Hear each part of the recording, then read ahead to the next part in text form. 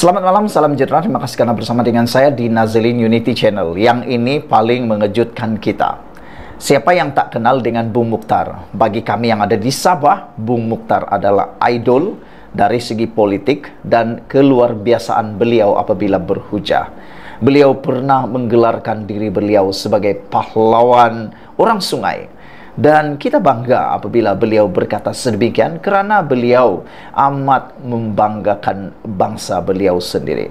Namun, kejutan daripada Bung Mukhtar ini adalah satu perkara yang paling betul-betul kita tak sangka.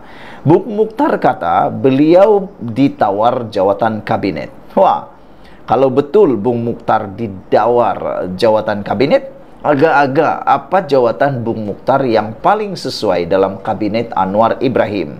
Mungkinkah paling sesuai Bung Mukhtar ditawar jawatan Menteri Komunikasi? Ini kerana apabila beliau bercakap, mesti semua orang mahu dengar. Kerana banyak kali perkataan, kata-kata Bung Mukhtar ini amat menarik perhatian dan beliau mempunyai suara yang sangat lantang, berani, dan berani melawan. Inilah yang mungkin diperlukan oleh kabinet Anwar Ibrahim, diperlukan oleh Anwar Ibrahim bagi mahu menjayakan kabinet beliau. Saudara-saudara sekalian, sebelum kita teruskan ulasan ini, apa pendapat Anda?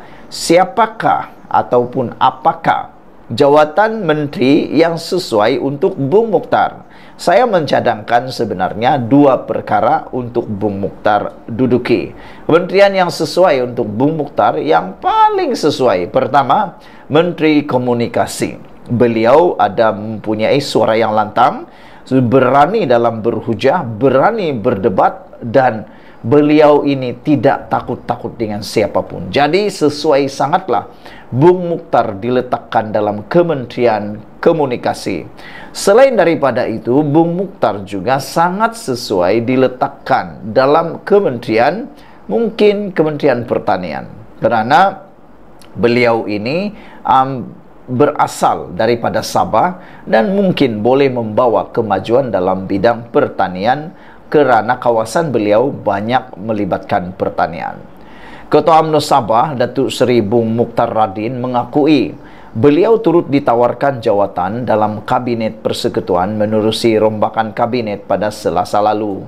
Bagaimanapun, ahli Parlimen Kinabatangan itu menolak tawaran tersebut kerana ingin memberikan tumpuan kepada parti khususnya bagi menghadapi PRN 17 akan datang di Sabah. Iya, saya ditawarkan jawatan, kata Bung Mukhtar. Bagaimanapun, saya menolak kerana ingin memberikan tumpuan kepada tanggungjawab saya sebagai pengerusi perhubungan UMNO dan Barisan Nasional BN Sabah bagi memperkukuhkan kedudukan UMNO yang bakal berhadapan dengan PRN 17 akan datang, katanya di sini pada malam Khamis. Bung Mukhtar yang juga pengerusi Barisan Nasional Sabah berkata, tawaran itu sekaligus menafikan andaian atau persepsi pelbagai pihak UMNO Sabah dipinggirkan dalam rombakan kabinet kali ini. Persepsi ini dimainkan oleh pihak tertentu di pelbagai media sosial dan menghangatkan lagi tanggapan tersebut apabila ahli Parlimen Beaufort yang mewakili UMNO Sabah, Datuk Siti Aminah Aching yang sebelum ini dilantik sebagai Timbalan Menteri Peladangan dan Komoditi turut digugurkan dalam kabinet rombakan tersebut. Sehubungan itu, Bung Mukhtar menjelaskan bahawa soal pelantikan jemaah menteri merupakan hak mutlak Perdana Menteri yang tidak perlu dipertikaikan oleh mana-mana pihak. Pihak luar hanya pandai membuat persepsi kita di dalam. Lebih maklum tujuan mereka hanya ingin melemahkan UMNO khususnya di Sabah, kata Bung Mukhtar. Justru abaikan tanggapan negatif ini yang hanya bertujuan melemahkan UMNO, kata Bung Mukhtar lagi. Tambah Bung Mukhtar, pengguguran Aminah sebagai Timbalan Menteri tidak mencerminkan UMNO Sabah dipinggirkan dalam rombakan tersebut. Memandangkan UMNO telah diberikan ruang dalam rombakan baharu tersebut. Ia dapat dilihat apabila naib Presiden UMNO Datuk Seri Johari Abdul Ghani dilantik Menteri Perdagangan dan Komoditi dan Ketua Wanita UMNO Datuk Seri Dr. Noraini Ahmad dibawa masuk semula dalam jemaah kabinet dan dilantik menjadi Timbalan Menteri Pembangunan Wanita dan masyarakat dan keluarga. Pelantikan ini sudah tentu memberi ruang atas kapasiti mereka dalam organisasi parti, kata beliau lagi. Sekian dulu untuk kali ini. Jangan lupa tinggalkan komen Anda. Sila tekan butang subscribe. Kita jumpa lagi. Bye-bye.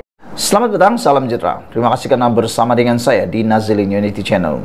Satu lagi temblang, satu lagi rahsia, satu lagi pendedahan yang menarik dibongkarkan oleh seorang lelaki yang luar biasa ini. Rahsia besar Perikatan Nasional akhirnya menggemparkan kita semua berkaitan dengan calon Perdana Menteri. Menurut pemimpin amanah ini, beliau kata, calon Perdana Menteri, pembangkang hanya mahu kekalkan kesetiaan ahli parlimen. Cakap mengenai nak ada Perdana Menteri baru ini, sebenarnya itulah formula Perikatan Nasional PN mahu mengekalkan ahli parlimennya supaya setia kepada mereka, kata pengarah komunikasi amanah Khalid Abdul Samad. Khalid berpendapat jika Perikatan Nasional mula bercakap bahawa mereka tidak boleh menukar kerajaan dan perlu menjadi pembangkang, maka semakin ramai ahli parlimennya, khususnya daripada Bersatu, akan memberikan sokongan kepada Perdana Menteri Anwar Ibrahim. Tapi bila cakap, oh, boleh jatuhkan kerajaan, akan berlaku perubahan dan sebagainya, maka ini memberikan harapan kepada mereka untuk bertahan, supaya boleh berlaku perubahan. Kononnya, supaya akan ada 10 ahli parlimen, UMNO akan melompat. Tetapi kalau lompat 10 orang pun, ianya tak akan berubah. Namun inilah yang digunakan oleh Perikatan Nasional untuk mengekalkan kesetiaan ahli parlimen mereka. Bidas Khalid Samad dalam rancangan bual bicara di Jom Channel malam tadi. Program selama sejam menerusi platform atas talian itu bertajuk Kabinet Baharu Apa Implikasinya. Pada 27 November lalu, Pengerusi Perikatan Nasional Tan Sri Muhyiddin Yassin dilapor berkata, beliau tidak menafikan Menteri Besar Terengganu Datuk Seri Dr. Ahmad Samsuri Mokhtar sebagai calon Perdana Menteri pada masa depan untuk gabungan berkenan. Beliau berkata ia adalah langkah strategik gabungan tersebut sekaligus memberi gambaran Perikatan Nasional mempunyai ramai calon dan tokoh untuk diketengahkan. Walau bagaimanapun, Samsuri yang juga ahli parlimen Kemaman dilapor tidak pernah sesekali terlintas dan bercita-cita untuk menjadi Perdana Menteri. Namun, beliau sedia mempertimbangkannya pada masa akan datang jika diberi amanah oleh parti dan rakyat. Sudah banyak kali saya ditanya tentang perkara ini, tapi saya nak beritahu ia bukanlah sasaran untuk mendapatkan jawatan apabila menyertai politik. Tapi jika sampai satu masa, saya bersedia mempertimbangkannya jika diberi amanah oleh parti dan rakyat, ujar Naib Presiden PAS itu lagi. Saudara-saudara sekalian, apa yang mengejutkan kita adalah Ahmad Samsuri belum tentu sebenarnya jadi Perdana Menteri. Anak Hadi pula hampir pasti dapat kerusi Menteri Besar. Seperti mana yang ditulis oleh Sabudin sebelum ini, usaha menonjolkan Dr. Ahmad Samsuri Mokhtar sebagai calon Perdana Menteri tidak mungkin boleh menjadikannya sebagai Perdana Menteri dalam waktu terdekat ini. Tiada kemungkinan dan tiada keberangkalian kerajaan boleh bertukar atau Anwar Ibrahim dapat dijatuhkan, kecuali cuma dalam mimpi dan angan-angan. Paling hampir, jikapun semua itu boleh berlaku, hanyalah selepas PRU 16 pada tahun 2027 akan datang. Itu pun jika blok pembangkang Perikatan Nasional mampu memenangi cukup jumlah kerusi untuk membentuk kerajaan baru pada PRU 16 itu.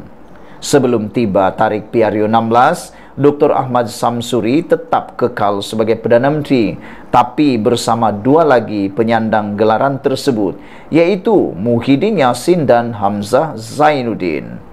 Dengan adanya Dr. Ahmad Samsuri sebagai calon terbaru bagi jawatan Perdana Menteri, secara langsung ada 3 Perdana Menteri tepi sekarang ini. Tetapi dalam konteks meletakkan Dr. Ahmad Samsuri sebagai calon Perdana Menteri, ia bermakna beliau tidak akan menjadi Menteri Besar Terengganu lagi selepas ini. Artinya, dalam PRU 16 akan datang, Dr. Ahmad Samsuri hanya akan bertanding di peringkat parlimen saja dan tidak lagi bertanding di kerusi Dewan Undangan Negeri. Dengan demikian, kerusi Menteri Besar Terengganu yang kosong itu sudah boleh dijangka siapa bakal pengisinya. Hampir pasti selepas PRU 16 akan datang, jawatan Menteri Besar Terengganu akan diambil alih oleh Dr. Muhammad Khalil Hadi, anak kepada Hadi Awang, Presiden PAS sendiri. Beliau sekarang adalah Exco Kerajaan Negeri Terengganu, selain merupakan adun batu buruk. Sebagai anak kepada Presiden PAS, pencalonan Dr. Muhammad Khalil sebagai Menteri Besar Terengganu tentu saja tidak dibantah, bahkan mendapat persetujuan sepenuhnya daripada parti itu. Lagipun sama-sama bergelar doktor seperti Dr. Ahmad Samsuri juga, Dr. Muhammad Khalil tidak kurang dari segi kelayakannya untuk menerajui negeri Terengganu. Dari segi peluang pula, Dr. Muhammad Khalil bagaimanapun lebih cerah laluan masa depannya berbanding Dr. Ahmad Samsuri. Ini kerana PAS sudah boleh dijamin akan terus kekal memerintah Terengganu, silap-silap mengulangi lagi kemenangan 32-0. Namun, Perikatan Nasional belum terjamin lagi mampu menawan Putrajaya. Dalam hal ini, jika semuanya terbukti menjadi kenyataan nanti, harus diakui bahawa Hadi memang bijak dalam percaturan politiknya.